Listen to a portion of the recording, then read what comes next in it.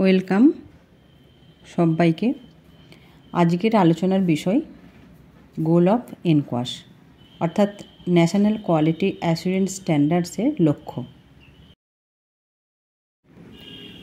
Mainly এনকোয়াশের লক্ষ্য হল to promote cleanliness, hygiene and infection control practices in public health care facilities, অর্থাৎ সরকারি স্বাস্থ্যসেবা প্রতিষ্ঠানে পরিচ্ছন্নতা, স্বাস্থ্যবিধি ও সংক্রমণ নিয়ন্ত্রণের অনুশীলনকে উৎসাহিত করা।